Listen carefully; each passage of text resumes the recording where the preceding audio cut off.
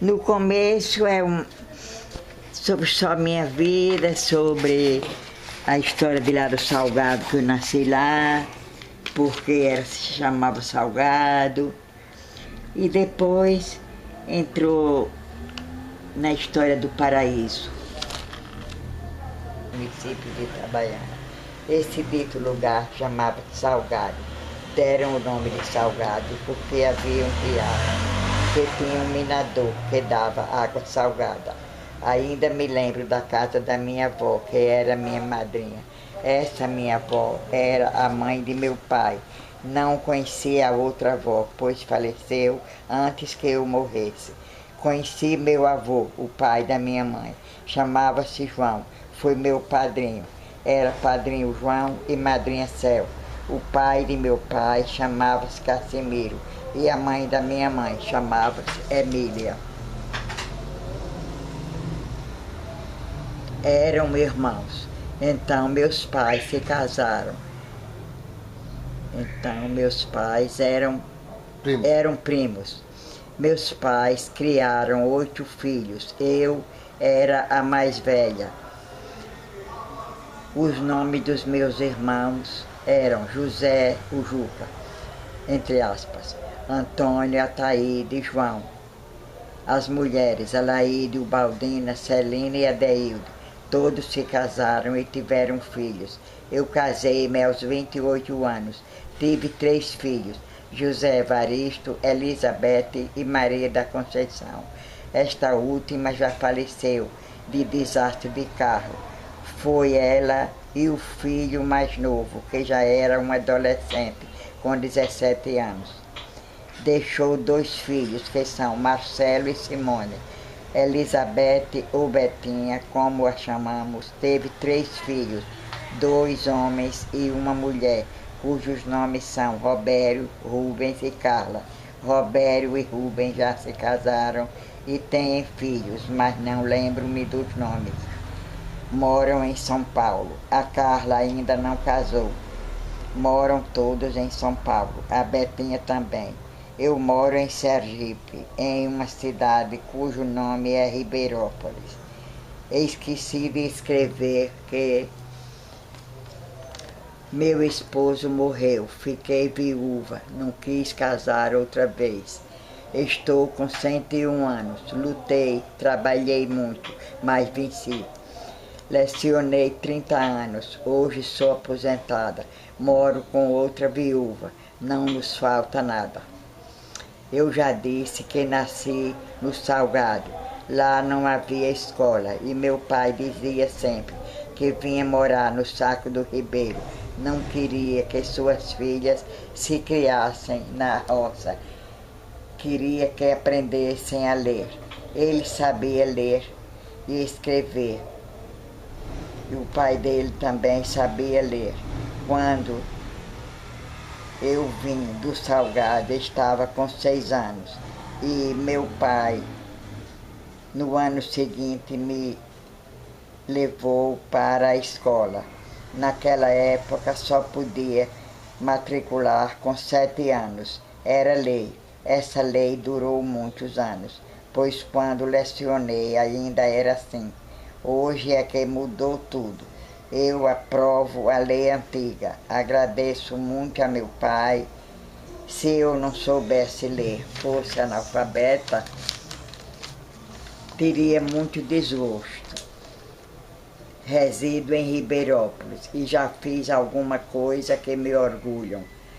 Passei um traço debaixo dessa palavra orgulham, porque orgulho é pecado. Então eu passei um traço, eu devia ter dito assim. Já fiz alguma coisa que muito gostei, por exemplo. Fui eu quem li o discurso pedindo a emancipação do Saco do Ribeiro, a qual fui atendida. Hoje o Saco do Ribeiro não é município de Itabaiana, é Ribeirópolis, cidade independente. E cresceu bastante. Nem a conheço toda, devido à idade, mas me sinto feliz.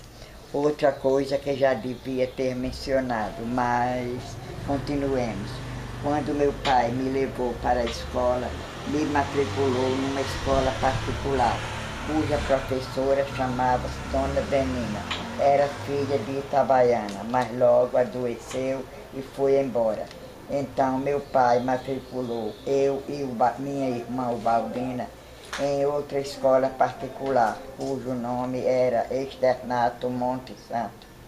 O nome do professor era Ciro Monte Santo. Havia uma escola pública, mas todas as pessoas falavam que ela não ensinava bem. Nunca estudei com ela. E chegou a ser minha sogra, viu? Aprendi as primeiras letras com o professor Ciro Monte Santo. Ele de fato ensinava bem. Tinha quadro negro, giz, tinta e etc. Ele escrevia as letras com lápis e os alunos cobriam com tinta. Tinha uma mesa grande no meio da sala e ele ficava rodeando as crianças, dizendo e mostrando com o lápis de onde começava a cobrir as letras. Assim, quando as crianças aprendiam, iam olhando para as letras e escrevendo-as. Depois passava-se a fazer cópia de lição, ditado e etc. Tinha a tabuada, as crianças estudavam e decoravam e davam a lição de cor.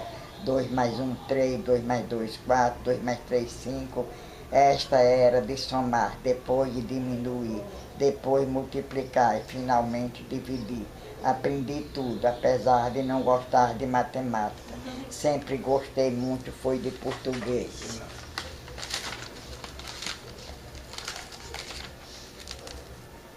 Fiz o segundo ano com Ciro Monte Santo. Depois ele fechou a escola e foi quando chegou Dona Cacilda Carvalho da Cunha. Fiz o terceiro e o quarto ano com ela. Foi uma boa professora, muito educada, visitava as pessoas e fazia muitos amigos e amigas. Esta mesma professora também nos ensinou as frações ordinárias e decimais. Lembro-me agora, quando saí da escola Externato Monte Santo, só sabia dividir por um algarismo. E foi Dona Cacilda quem me ensinou por 2 algarismos, 3 e etc. Não só a mim, mas a todos os alunos que eram do quarto ano. Tudo era diferente. Vejam só, uma professora ensinando primeiro ano, segundo, terceiro e quarto. Eu, quando comecei a ensinar, era só primeiro ano, depois passei para o segundo, depois o terceiro e finalmente o quarto, que já foi no Abdias Bezerra, que tinha 4 salas. Nem sei como está hoje, pois com o passar do tempo tudo vai mudando. Qualquer dia irei lá fazer uma visita. Quer tirar o óculos não, vó? Não tá lendo com óculos ou sem óculos? Então tira o óculos. Não, mas eu fiz assim, Prefere? olha. Hoje, 23 de dezembro, resolvi escrever alguma coisa, apesar do olho esquerdo não enxergar, e isto me atrapalha muito. Estou com 101 anos e alguns meses, mas não gosto de ficar parada. Já fiquei doente algumas vezes, mas ainda não chegou o meu dia. Só o bom Deus sabe. Gosto de rezar, pois acho que rezar é falar com Deus. Aprendi que foi Deus, Pai, quem criou todas as coisas e acredito, gosto de ler a Bíblia Sagrada. Ela nos ensina muito. Aqui parei. Fui ler um pouquinho da Bíblia, li pouco porque o olho não ajuda. Escolhi o Gênesis, que são as origens. Li os capítulos 1º e 2º. Leiam também, é ótimo. Já estou cansada, mas o Senhor Deus também cansou. Trabalhou 7 dias para fazer o céu, a terra e todas as coisas. Então cansou. Ele abençoou o 7º dia e o consagrou, pois esse dia é santo. Continuando no 2º capítulo, vou falar sobre o paraíso. No tempo em que o Senhor fez o céu e a terra, não existia ainda sobre a terra nenhum arbusto nos campos e nenhuma erva havia brotado, porque o Senhor Deus não tinha feito chover sobre a terra, nem havia homem que a cultivasse. Mas subia da terra um vapor que cobria ou regava a sua superfície. O Senhor Deus formou, pois, o homem do barro da terra e inspirou-lhe nas narinas o sopro da vida, e o homem se tornou um ser vivente. Vocês sabiam disto? Ora, o Senhor Deus tinha plantado um jardim no Éden. Éden é o céu, viu? Ao lado do Oriente, e colocou nele o homem que havia criado. O Senhor Deus fez brotar da terra toda a sorte de árvores de aspecto agradável e de frutos bons para comer, e a árvore da vida no meio do jardim, e a árvore da ciência do bem e do mal. Um rio saía do Éden para regar o jardim. Dividia-se em seguida em 4 braços. O nome do primeiro é Fison, e é aquele que contorna toda a região de Évila, onde se encontra o ouro. O ouro dessa região é puro. Encontra-se ali também o bitélio e a pedra de oníquice. O nome do segundo rio é Geon, e é aquele que contorna toda a região de Xuxe. O nome do terceiro rio é Tigre, que corre ao oriente de Assíria. O quarto rio é Eufrates. O Senhor Deus tomou do homem e o colocou no jardim do Éden para cultivar o solo e o guardar. Deu-lhe este preceito: podes comer dos frutos de todas as árvores do jardim, mas não comas do fruto da árvore da ciência do bem e do mal, porque no dia em que comeres dele morrerás indubitavelmente. O Senhor Deus disse: não é bom que o homem esteja só, vou dar-lhe uma auxiliar que lhe seja adequada. Tendo, pois, o Senhor Deus formado da terra todos os animais dos campos e todas as aves do céu, levou-as ao homem para ver como ele as havia de chamar.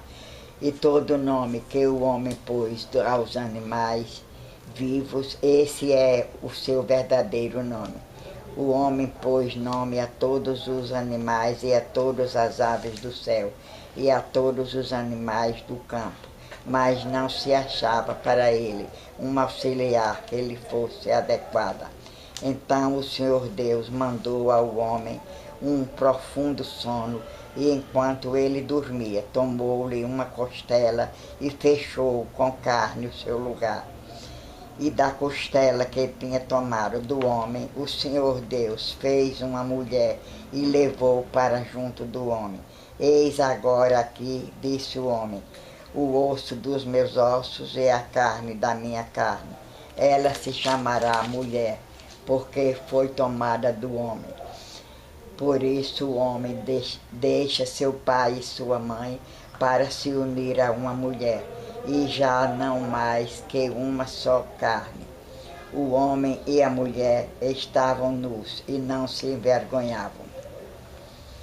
Basta, né? Uhum. Aqui agora fala na culpa original.